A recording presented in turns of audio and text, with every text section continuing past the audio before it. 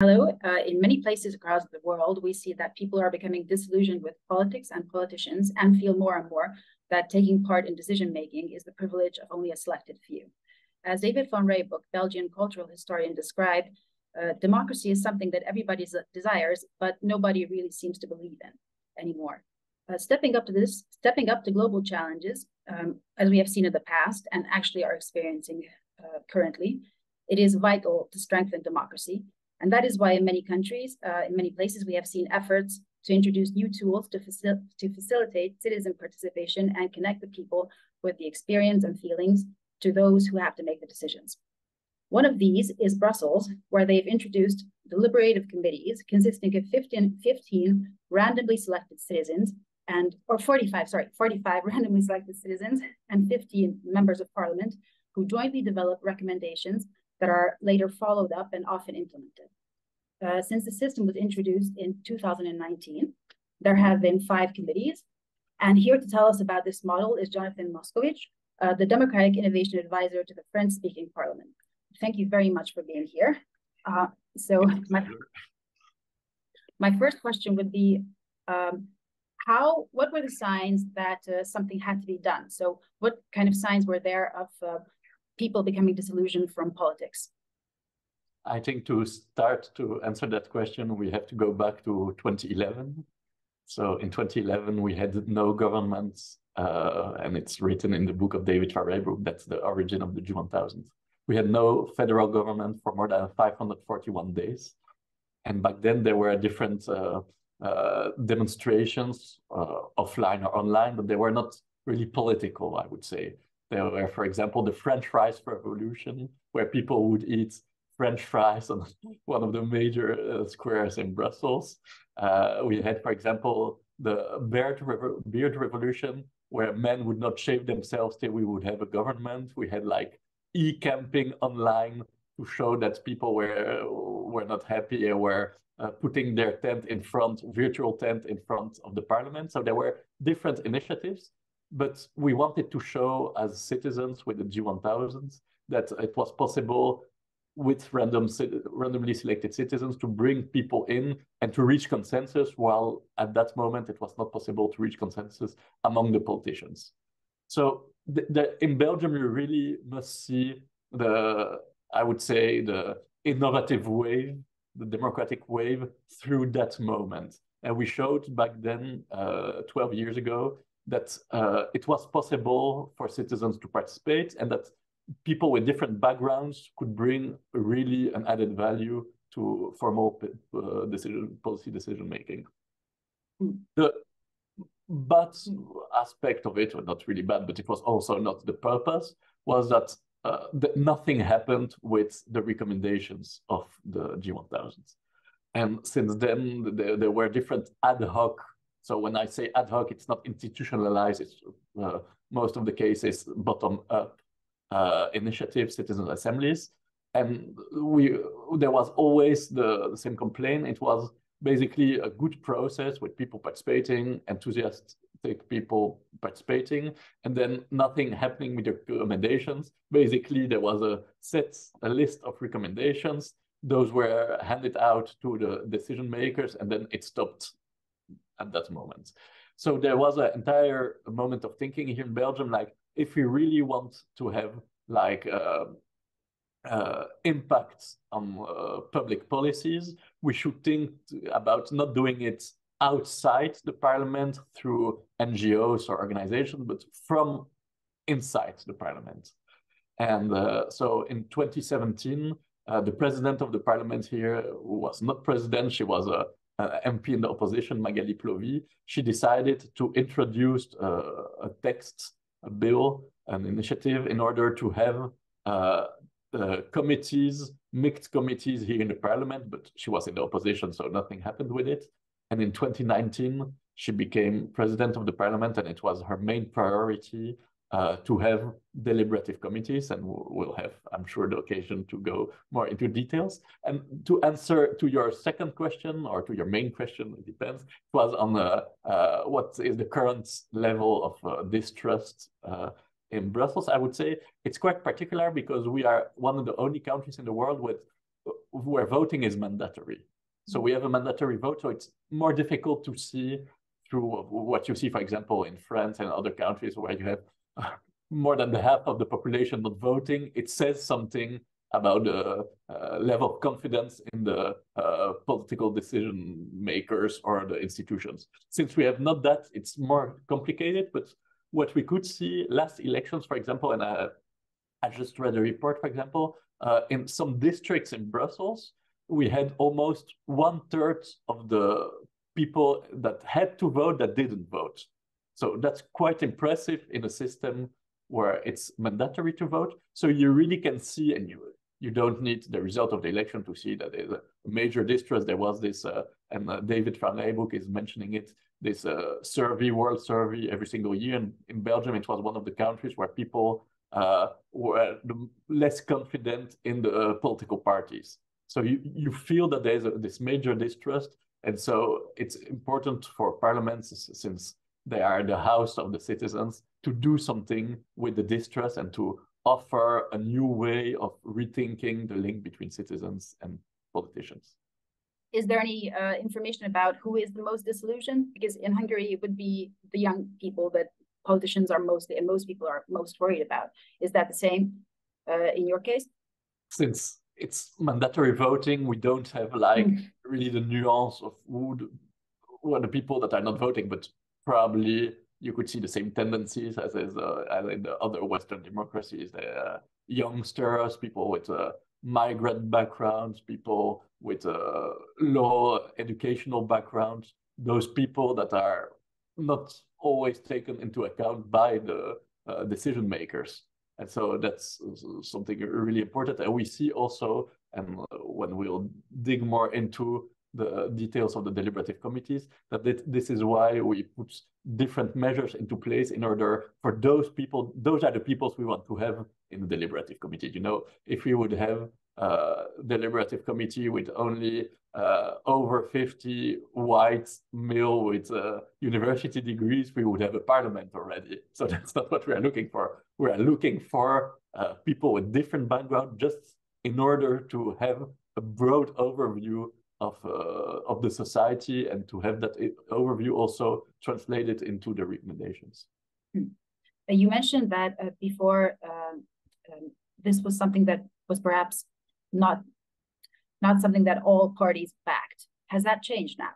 That it's quite interesting. And on the moment we are speaking right now, there's a debate in the parliament, because we are amending the first version of our text to improve it. And so you could follow now the different positions. And it's quite interesting. So, for example, the major opposition party here, the Liberals, they were really against it when we started.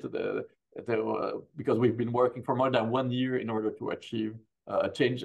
What I didn't mention so far is that it's quite important what we did. So we changed the internal rules of the parliament. So next to the formal committees, you know, education, mobility, sports, and things like that, you have mixed permanent committees too.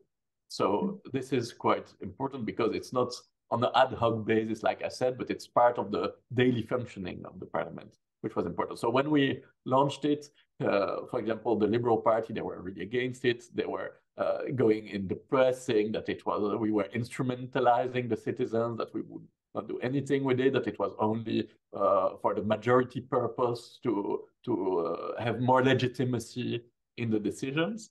And we shifted from that vision to now a vision when they say that even the leader of that party, she made her almost coming out during a session, telling people that for her it was really important, that it was really a tool to reconnect citizens and MPs. And now they're asking to go even further, because we have some constitutional constraints, for example, on the voting moment, which is an important moment, because of the Constitution, and the Constitution is stating that we are living in a representative democracy. So the vote of the citizens is only consultative, and the one of the MPs is decisional. And so they're asking now to start a real thinking exercise with constitutional lawyers and things like that, to see if we could go further. So they were reluctant, and they were afraid that citizens would basically take power through the deliberative committees, and now they're asking to go further. So it's interesting, and you could see this major shift, and this is also one of the reasons why we went outside of the box. Usually when you think about citizen assemblies, those are 100% citizens assemblies, and here we opted also for mixed, because it's important also for us that politicians, they see how that they experience citizen assemblies, and that they can afterwards become advocates not only of the process, the methodology, but especially of the recommendations, and that they can become the proud ambassadors, and they can do the follow-up after of the recommendations. I'm probably supposed to know this, but I don't.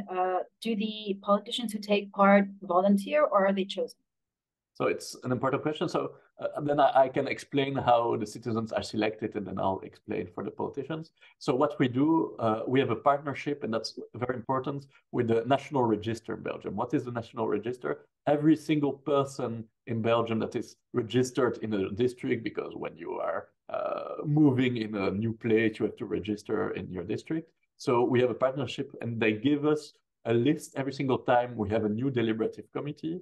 We ask them for a list of 10,000 completely randomly selected residents. So by resident, you don't need to have the voting rights to be able to participate, and plus 16 years. So we have those 10,000, and then they have to register through phone or online to say, I'd like to participate. And then we do a second random selection, a stratified one, so based on gender, educational background, and the district and language they live in Brussels. And then for the politicians, that was also very important for us, because we wanted, once more, you have to understand what I started with, the fact that we were so disappointed that there were nothing happened with the recommendations. So the politicians that are participating are the same ones that are permanent members of the committees related to the topic. So in other words, for example, we are starting now a new deliberative committee within 2 or 3 weeks on the question of noise in the city. So noise related to mobility, but also to like nightclubs and bars and restaurants and things like that. So the 15 MPs that are participating are the 15 that are member of the environment committee that is in charge of noise issue. And so why do we do that? Because those 15 members of parliament, they will be the ones that 9 months after the mixed committee, they will have to be accountable for the recommendations and for what they did or what they didn't do with the recommendations. This topic of noise in the city, was this suggested by citizens? Yes. So it was suggested by the citizens, and that's also an interesting thing. And that's something we are now, on the moment I'm speaking with you, adapting in our rules. It was so, and we wanted the threshold to be very low. So from 1,000 citizens, they can suggest a topic for the agenda setting of our deliberative committee. What happened was that they asked to have a deliberative committee on the noise of motorcycles in Brussels, because they found that it's horrible, and they are all changing their motors in order to be very loud and to be heard. So that was the problem of those 1,000 persons. And before, what would happen before the vote of today was those citizens, they sent their remit, so the question for the deliberative committee. And then we have a scientific committee. It was important for us to depoliticize that. So not politicians choosing the topic, but a scientific committee. And the scientific committee would say, listen, maybe the question of motorcycles, noise is a bit too narrow. We have to widen it. So let's discuss noise in the city. But then the 1,000 persons, they would have nothing to say. So they came with a topic, and then it would completely change, and without them having their say in the topic. So what we changed, and now it was the first case, is to say, okay, what we will do, we'll invite the holder, the person in charge, the first one to sign the question, and we'll invite him or her. And that person will have the opportunity to have a presentation of the rationale behind the suggestion and explain to the 15 members of the committee that will take part, if they accept it, to the deliberative committee. And then they will discuss together, why is that the topic? Should we broaden it? Should we narrow it? Should we change a bit? Should we, for example, it could be that the topic is more related to another level of competence, because in Belgium we have 8 different parliament and governments. So we have always the question also that it's maybe not linked to Brussels, but more to the federal level and things like that. So there's an entire discussion. And based on the discussion, the scientific committee is proposing a new remit or not, if they think it was fine like that. So it's important because it's increasing also the ownership of the first people that are handing out the topic. So before the noise, the previous 5 committees had the topics of 5G deployment to Brussels, Yes. Homelessness, citizen participation in times of crisis, biodiversity in the city, and work-linked training. Do I understand it correct? Okay. And from these, which one was the one that was the most surprising, or the one that had the most weight? It's an interesting question, and then I won't answer directly to your question, but in a second stage. But that was one of the major challenges here, is that there's a difference in the time citizens would expect to have a political follow-up and the proper follow-up, the policy-making cycle. So it was important for us to re-invite the citizens 6 or 9 months after the end of the deliberative committee for the MPs, but also for the government. That's something important. The government committed itself also to do a proper follow-up and to explain what they would do with the different recommendations. But we know, working, for example, I'm working in the parliament, that usually it takes more than 6 months or 1 year to have legislative follow-up. So what we see now, for example, 5G was the first one, so it was the longest time to have follow-up. That in fact, the recommendations of the citizens and the MPs, so the common recommendations, they were completely translated into a bill. And so Brussels decided to launch 5G and to implement it through the orientations of the recommendations, thanks to the deliberative committee. And that was something surprising, because for years, the 5G question was a bit paralyzing Brussels politics, because we had more summarize the Greens that were against it because of what it would mean in terms of energy consumption and data, the use of data and things like that. And the others, they were really in favor of it. And so we were expecting citizens to be more against it.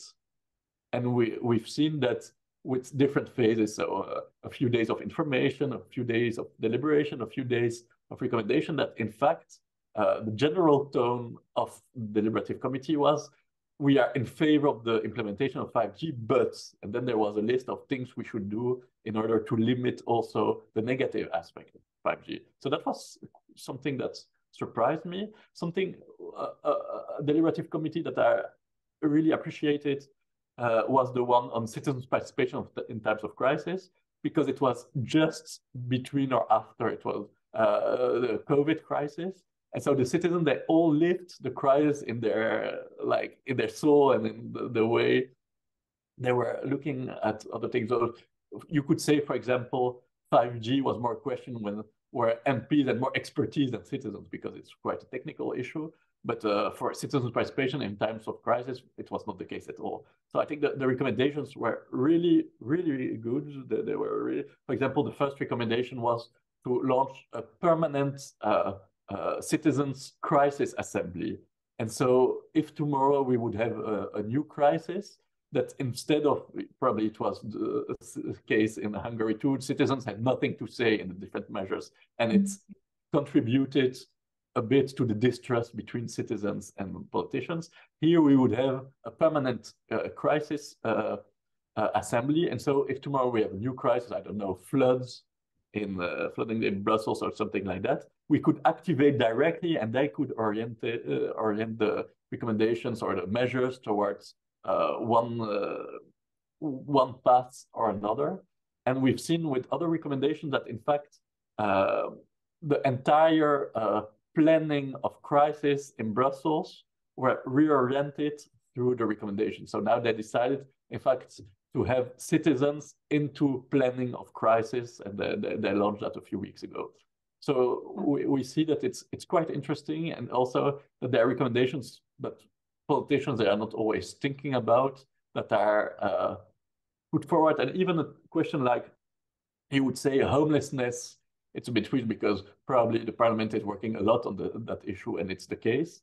And there are already bills that are prepared based on the vision on homelessness by the government, for example, that it's giving also the minister in charge a way, like an horizon. We would go more for this rather than that. And so it's comforting, or it pushes the minister to reorient his policies towards what citizens are asking. So it's quite interesting, and we see really that when we start, some MPs were reluctant.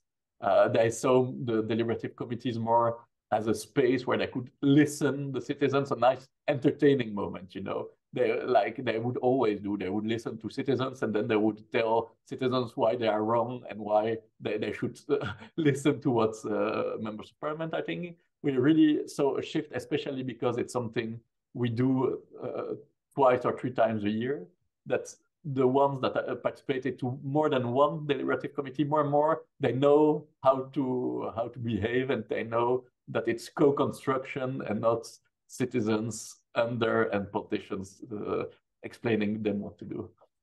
So they do feel that it's mutually beneficial for basically everyone. Wow. Not all politicians. I don't want to sell you idealistic story where all the politicians, they fell in love with deliberative democracy and now they understand why they were wrong all along. I won't tell you that. So especially we see a gap, a generational gap, and political experience gap. I would say the older you are, the more you had an important role in the political world. For example, a former minister, they are really reluctant, and you see, for example, that they have really an appropriation of the let's say the political framework or the software of the way they do policy making. For example, there was one former minister participating to one of the deliberative committees, and she was in a small table discussing with the citizens, and then they had a few recommendations, and then she said, now you have to be in favor of my recommendation. And they were like, what? Why? And she was like, yes, I accepted your recommendations, so now you have to accept mine. So it's really, I give you and you give me back, the way politicians, basically, they do their job usually. And then we could really see that it's not the way we do, like collective intelligence. It's not giving and accepting them to give back. It's something more. It's like, it's mutual co-construction and to go for a common recommendation. So that's quite interesting, yes. Connected to this topic, I read that MPs who are going to participate in these committees are offered a course on vital skills like respecting other people's opinion and listening to other people. Is this true? Is this popular? Yeah, in fact, the first time we did it, it was awful. Because the politicians were like, why should I follow what a person is telling me, to listen actively, to have some empathy, to not to impose his or her views. So that was quite tough. And we see more and more, let's say, we don't do it like this is the way you should behave, but we prepare them. There's a committee before participating to it. We explain what will happen to the MPs, and because they experienced it, we also count on the former participants in order to explain and to share their experience. And in fact, it's even more cynical than that. If they behave differently, if, for example, they are trying to push for their own views, it won't work. So they have, in fact, to at least, even if they don't believe in what they are doing, to show some empathy or to listen actively, because otherwise they will be overruled by the citizens. You mentioned that initially a big problem was that they weren't followed up. The suggestions or recommendations weren't followed up. Now, what is the exact process? How do you follow up these recommendations? What I was saying, it was not in our deliberative committees, but in all the ad hoc citizen assemblies we had in Belgium the last 10 years. It was like, it was difficult to accept. And also what's happening is that you are creating more frustration for the citizens that are participating. Like, they are investing 4 or 5 weekends in a process, and then they have the impression that it was useless because nothing happened. I would say, even before answering to your question, we really observe, I would say, a second wave in citizen assemblies. The first wave was more like the time of the G1000. It was the only fact to have citizens coming together in a room and discuss together was fine, was the purpose. It was not, it was a nice to have if politicians were listening and doing something with the recommendation, but that was not the main goal. I would say 10 years later, to have people in a room without any political impact, it's not sufficient anymore. You cannot ask that to citizens, and it's not the way you should use deliberative democracy. So that's why we decided to be really detailed for the follow-up moment. So basically what's happening, so we have, as I said, 4 or 5, and I'm saying weekends because it's not possible so far to do it in the week, but the president of the parliament is really doing advocacy work in order for Belgium to be the first country in the world to have, in fact, citizens' leaves. So it would be possible for citizens to participate during the week and not only in the evenings and the weekends, but we are waiting for that to become something mainstream and part of the culture of participation. But that to say that, so there's the last day of voter recommendation and presentation of the report.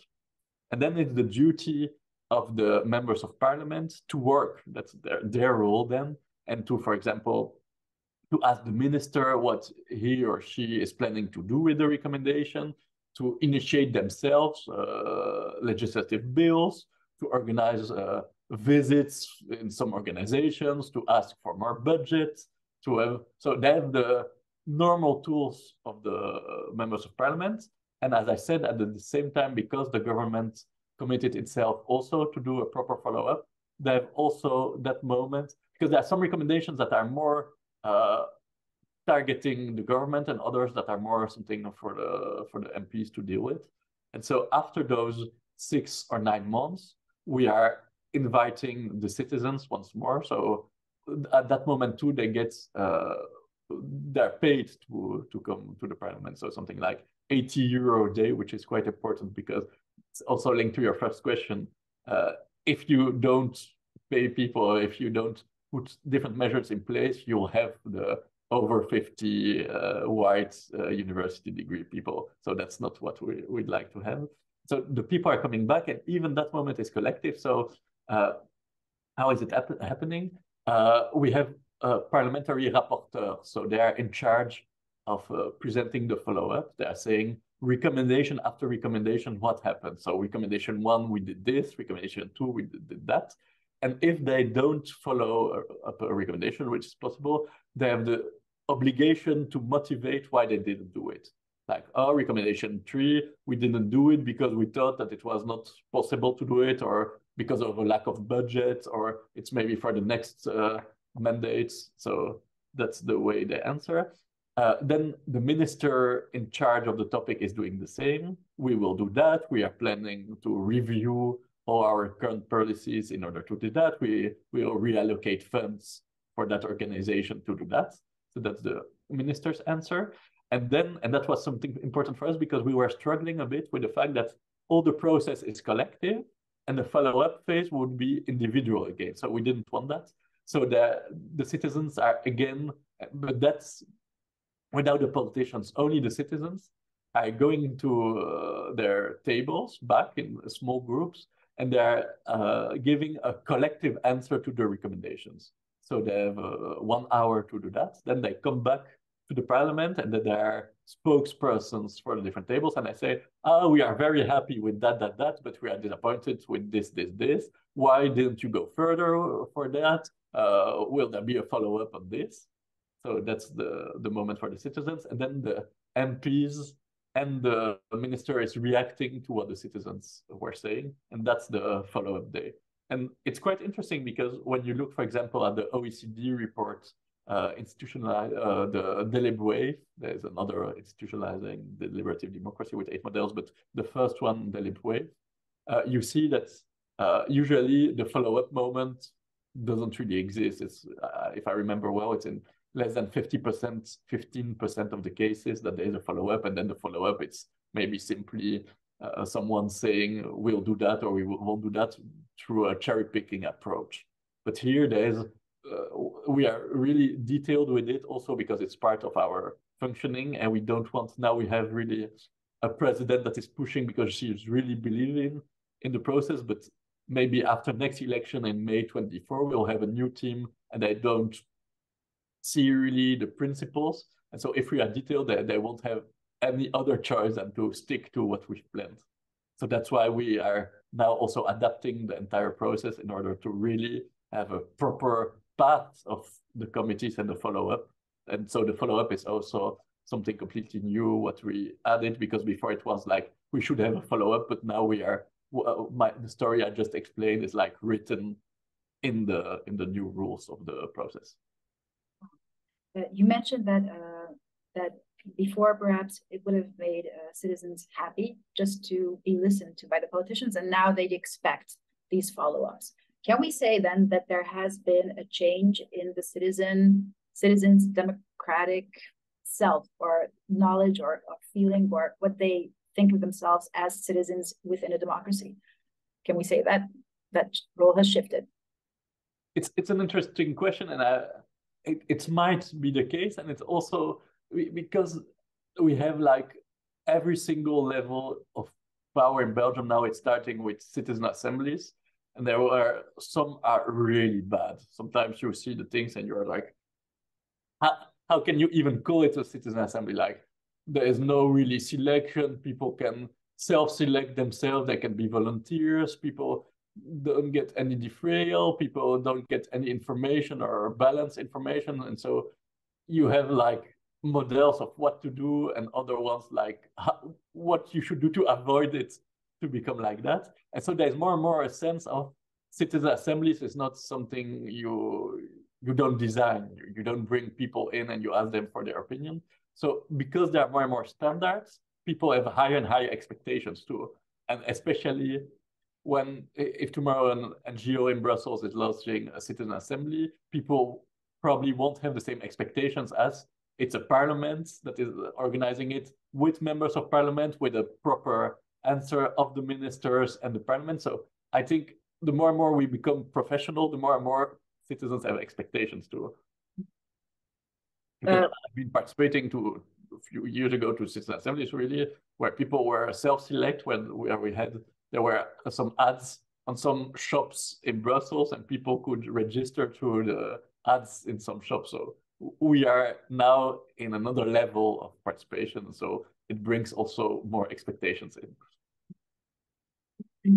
Currently, we are all experiencing in Europe the energy crisis, which has affected politics in several ways. One of the things is the way things are financed, because now so funds have been relocated. There is money for something and not for other things. Everyone's kind of being careful. In terms of funding the deliberative committees, how is it funded, and does the current situation in the EU or Europe or actually the world, does it jeopardize the future of deliberative committees? It's a question that is coming often, the question of budget, and especially people that are against deliberative committees, especially in the first stage, they're always like, oh, it's so expensive. And when you think about it, so the budget, and they asked us to have a holistic approach about it. So even staff members, the fact that they are taking more days on leave because when they work on Saturday and Sunday, it's more expensive and things like that. We have a budget that is even counting that. And even during last assessments, some MPs asked to, and that's linked to your question, to include the increasing of the energy price because we had to warm the parliament to put the lights on in the weekends, which we would not do. So we had to cover that too.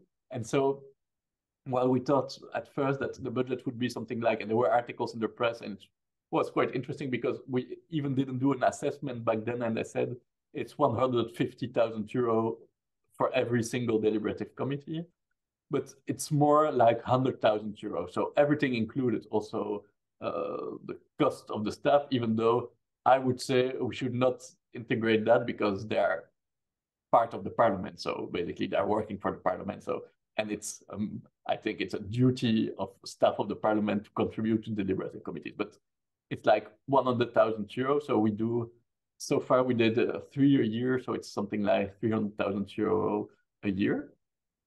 What is a big part of that is what I said. For example, they're getting a defrayal 80 euro a day. So if you count 45 citizens, 5 weekends, so 80 euro, you have already a big part of it. We have an entire facilitation team that is coming from outside the parliament. So it's we have to hire them too, the food and things like that. So when you think about it and all the inclusion measures, so if you compare it, for example, to the wage of one MP, it's something like the wage of one MP for 1 year. And here we can organize an entire deliberative committee based on that. Or the cost of one election day only to open the places where you can vote is like 1 million euro. And then the participation of citizens is quite low if you think about only casting their ballot. So it might sound like a lot, but when you put it in comparison with the cost of democracy and probably the cost of non-democracy, what would be the price if tomorrow we are living in another kind of system where citizens don't have their say anymore, then it's nothing. It's peanuts. Thank you. That I think is a perfect way to finish our interview. It was very interesting, and we will be looking at how the model evolves because it's evolving very fast the way we see it from here. And I'm very thankful for you sharing your information and opinion with us. And maybe perhaps later we can talk again about where the process is